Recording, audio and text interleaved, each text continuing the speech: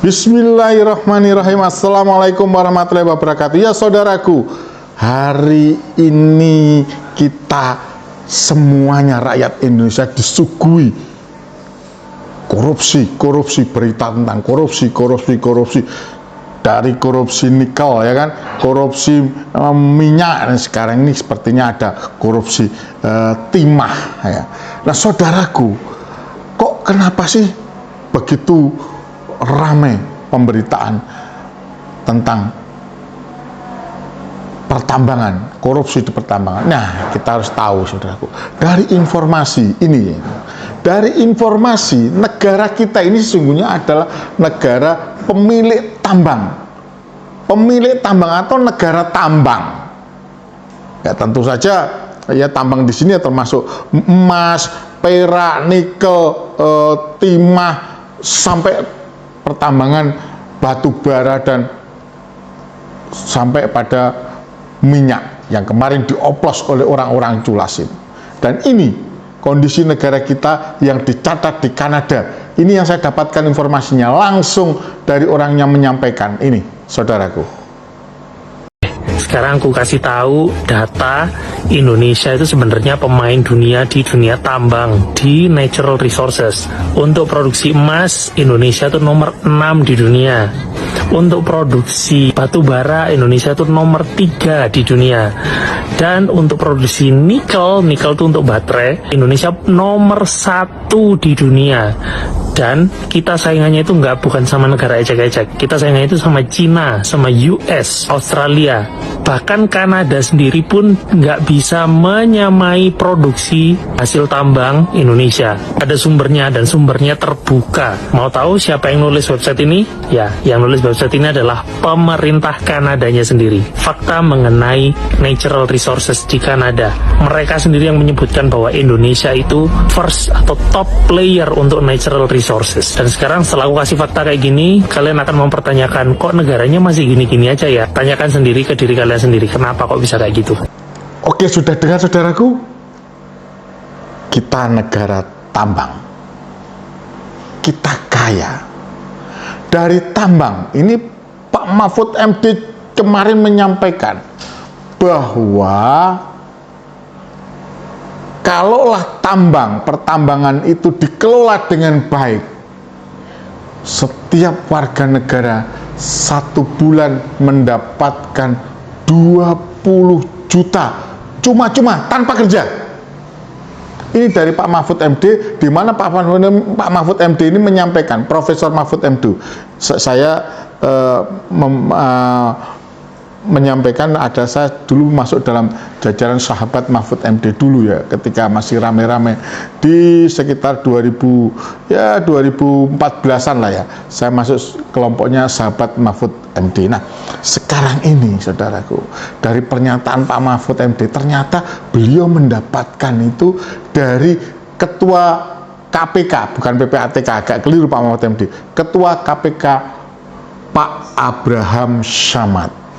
Insya Allah kalau dari Ketua KPK datanya cukup valid, karena beliau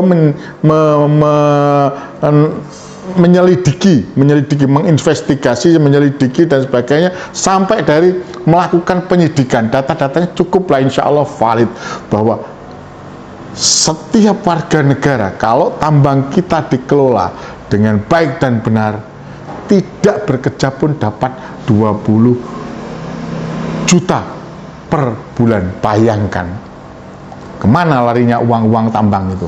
2013-2014, jejak digitalnya nanti dicari aja di Google, pasti masih ada.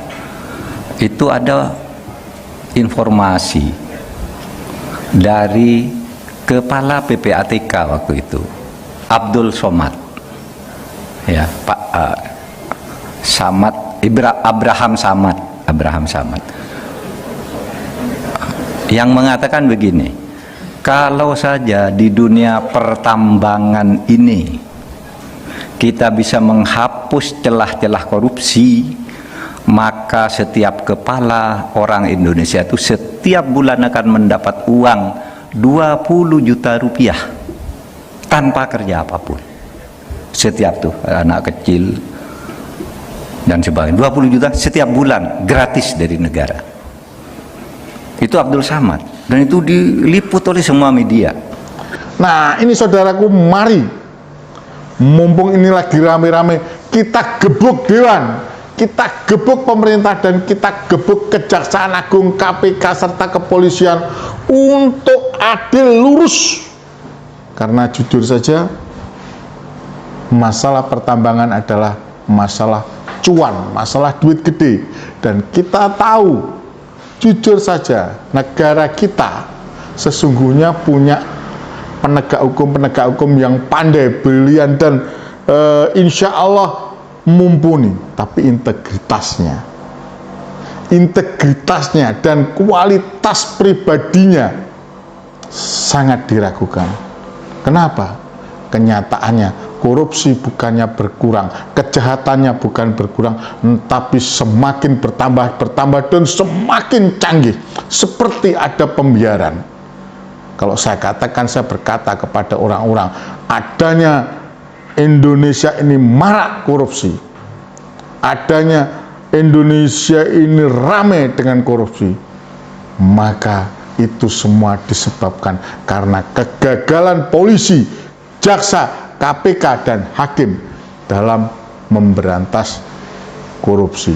Dalam garis pokok, adanya polisi, jaksa, KPK, dan hakim gagal menegakkan keadilan, khususnya polisi, jaksa, dan hakim gagal menegakkan keadilan. Itu yang saya sampaikan. Oke saudaraku, mari bersama-sama kita nanti menyuarakan untuk menggebuk DPR, gebuk Jaksa Agung, gebuk Kapolri, gebuk KPK, gebuk hakim yang main-main dengan masalah penegakan hukum. Itu yang bisa saya sampaikan. Mari bersama-sama kita gaungkan, gebuk Jaksa Agung, gebuk Kapolri, gebuk KPK, gebuk hakim, untuk mereka sadar diri bahwa mereka telah diberi amanah untuk menegakkan hukum. Itu dari saya.